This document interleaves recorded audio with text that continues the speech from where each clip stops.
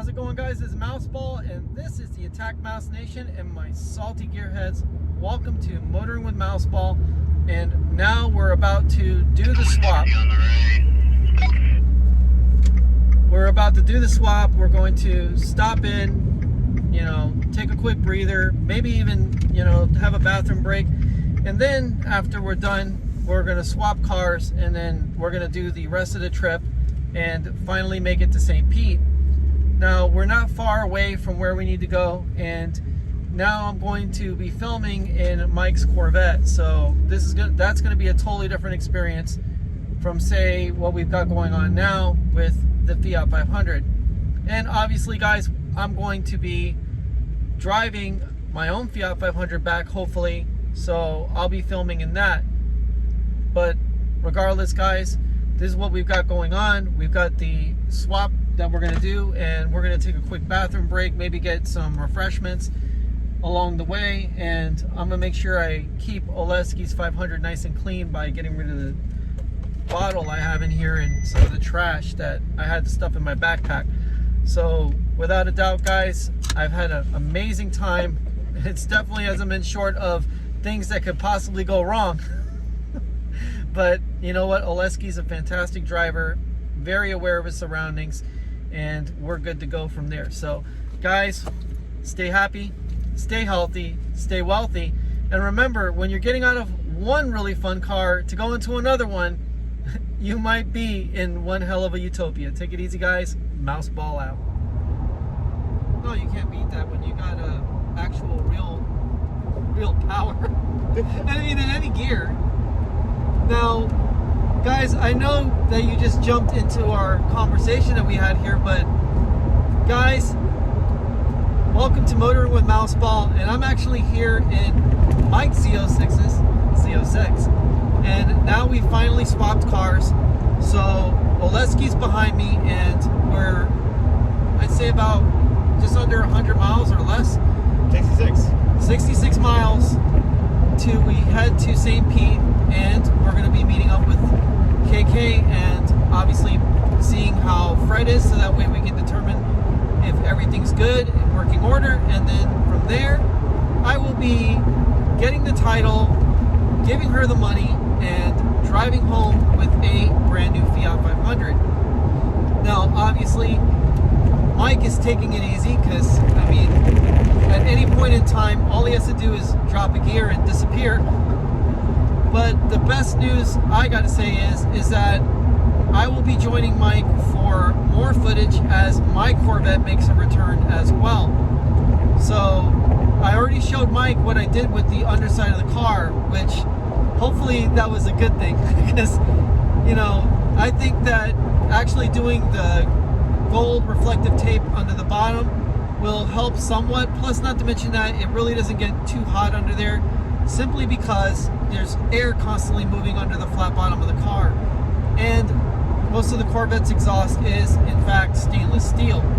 So without a doubt, the car is going to look fantastic from the bottom, even though nobody can see it as low as the poor car is. But once it gets up on a lift and anybody gets an eyeball of it, they're going to see a nice valley of gold from El Dorado under there. So I mean, without a doubt, Mike had a plan B for me in case Fred didn't check out, which hopefully Fred will, because this is a long-ass drive to go back empty-handed. That's for sure. But Mike actually found a yellow Fiat 500 Sport that was closer by, but the problem is I would have to finance it, and I'm trying to avoid a car payment at all cost when it comes down to it. And honestly, it would be much better, because then I could use the actual money to get a storage facility to put Mouseball and Jasmine in, to keep them for safekeeping until the weekend, to where I can drive either or. So Mike found this yellow Fiat 500. I love it. I don't mind having a yellow car. Obviously the Pikachu references will be flying left and right, knowing me. But when Mike sees what I have in mind, because, I mean, obviously the biggest problem with me is, even if I try to get it daily, it's going to be taken care of, and it's going to be modded. because I'm a freaking moron. I'm a total Dumbo. But it'll be fun, and I won't have to care as much about it. I'll be able to do whatever the hell I want with it because it's like it's a basic Fiat 500. And if it gets dented, no big deal. I'll be doing videos on how to repair the dents. You know, if it gets scratched, I'll be doing videos on how to repair the scratches. If, you know, I'll be doing lots of things with the car because it's not like the Abarth where the Abarth has to remain intact. The Abarth could have collector's value to it, you know, so on and so forth. So without a doubt, guys, I think this is going to be a fantastic acquisition. Another car to add to the stable that will not only allow me to have a little bit of more peace of mind, but will also be a even better canvas to do modifications for. Because, you know, with a basic pop, I don't have to worry about making it fast or holding to this standard of what the car should be. It can be anything it wants to be. I mean, even though I didn't have to really worry too much about that with Mouseball, but, you know, with Mouseball, I was basically making a hellacious car payment on it. I mean, for a small car, it was, you know, almost close to $500 a month, and that's a lot of money. But Mouseball's paid off, and Mike luckily doesn't ever buy cars that he has to finance. I mean, he did a few. I financed this one. Oh, you did finance this one? Yeah. I thought you bought this one out of pocket. He definitely bought the 944 out of pocket. That's for sure. I don't think there'd be a bank that would have financed a 200,000 mile 944. Yeah, but you know what? That car was super solid, and Mike sold it for a profit. Believe it or not, he actually sold it for more than he paid for it. Go figure. 200,000 mile Porsche, and he actually sold it for more. And remember that car in a previous video that we did had the amazing sounding Dankst exhaust, and this car has an even more exotic and amazing sounding exhaust with the titanium exhaust this car comes from the factory. So no doubt about it, guys, this has been a extremely fun drive, not boring at all from my standpoint. And the best part is that most likely we will be driving back in a tandem of 3, or tandem means 2, but we'll be driving back as a trio all the way back home. Hopefully Mike will feel like getting some dinner. And well, we passed so many beef signs and cow pastures. Steak sounds really good.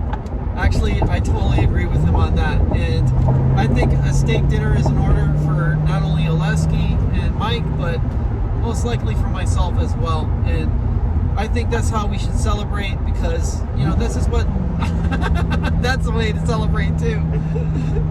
With a nice roary downshift.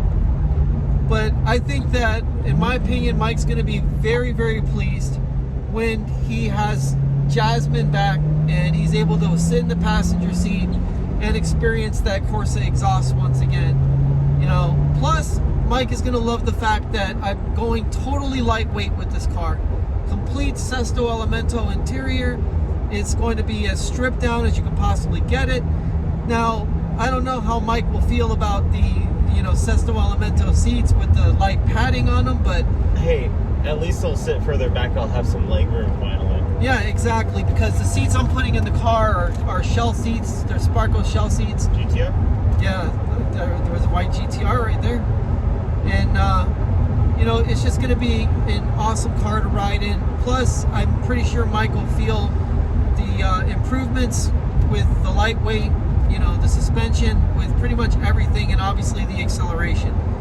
You know, so he'll be right at home in the passenger seat of Jasmine once again, once I get all of the, you know, interior accoutrements done to it. But anyway, guys, stay happy, stay healthy, stay wealthy, and remember, if you're Kurt Busch driving for Michael Jordan, you better win a lot of races. Take it easy, guys. Mouseball out.